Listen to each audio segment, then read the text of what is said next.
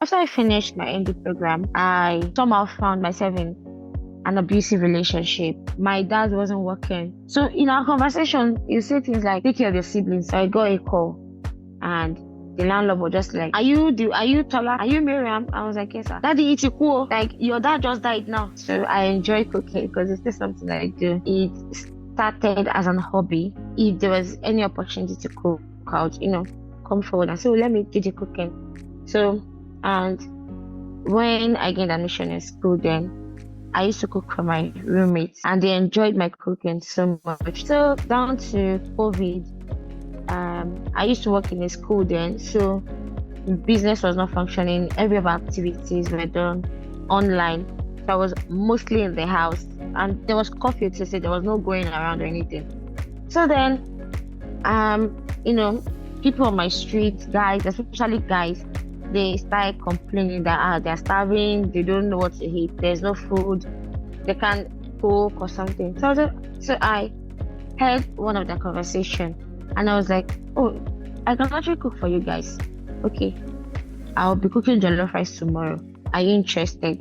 And a good number of them showed interest in the order. They wanted to have the meal. So I did it. I did drop off since most of them were within the area. I did drop off myself and they sent message and called like, oh God, this food is very, very good. It's very nice, it's delicious. And it's been an amazing journey having to cook at birthdays, team bondings, family gatherings, and all that. A lot of things happened during my childhood. Like they were good things that happened, and there were the other ones that happened too. There was a time my parents' marriage was struggling, and it had an impact on myself and my siblings. Growing up, I saw my parents' love, and I also saw the other side too when they were disagreement and the both of them were not ready to agree to the other person. I grew up to be a happy child. I had people that didn't like me because of my teeth and my temptation. And I did not even cause this thing. It is not my fault that I don't have, space in my jaw for my teeth to grow.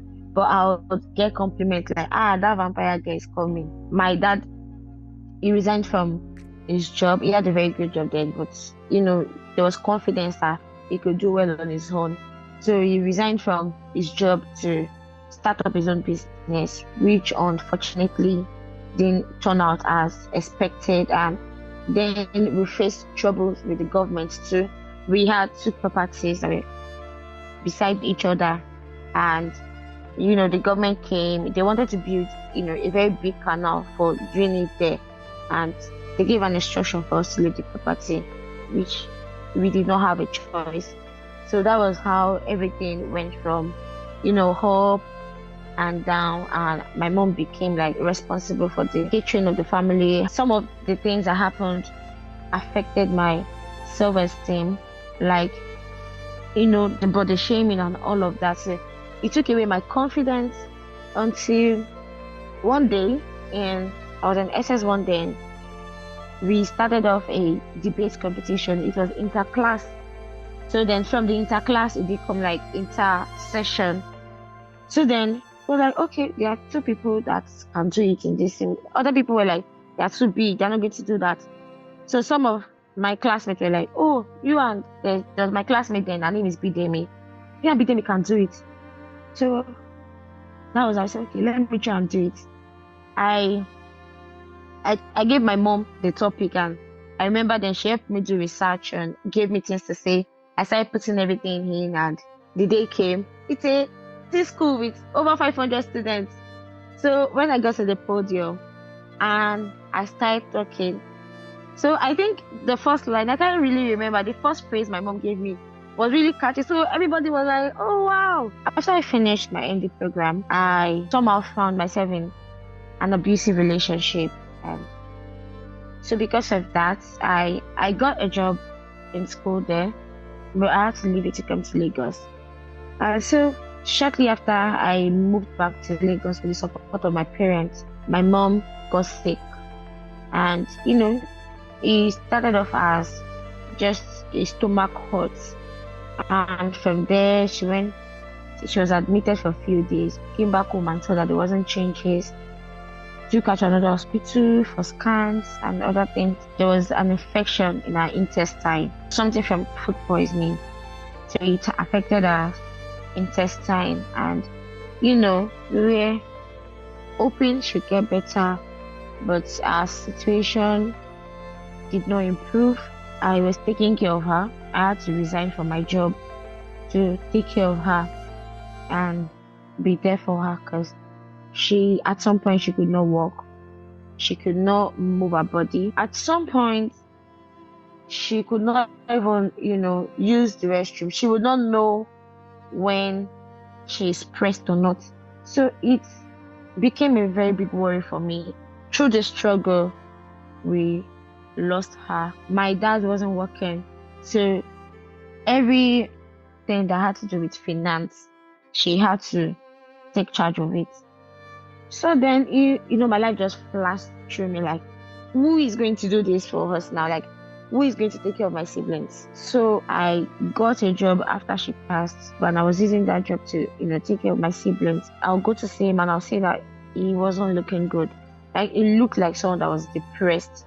Like, he was losing weight. I'll ask him, are you okay? He says, he's fine. He's okay. So in our conversation, you say things like, take care of your siblings. So I know you're a kind person. I know you take care of them, but he's just reinforcing it that I should take care of them. And I'll just make noise like, please, I'm not taking care of anybody. Anywhere you're going to, be it heaven or anywhere, can you carry your children and leave me? Like, you can leave me over. Take your children along with you. During that period, his car got spots, was bad.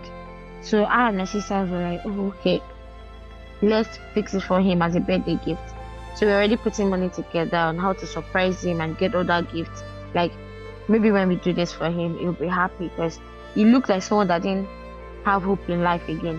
So they say it's his birthday. I got a call. I was not even feeling myself that morning. I got a call, and the landlord was just like, "Are you Tola? Are you Miriam?" I was like, "Yes, sir." Daddy, it's cool. Like, your dad just died now. And it was like, who says that? So the news of him dying. And I remember I just kept asking, like, God, what did I do to you? So he hates me so much. We had to carry him to the next street where the Uber driver was parked. And we took him to the hospital. I was like, I didn't even know that this guy stopped breathing. That feeling like I had quit everything in my life. So I'd quit school because of this. And had to leave relationship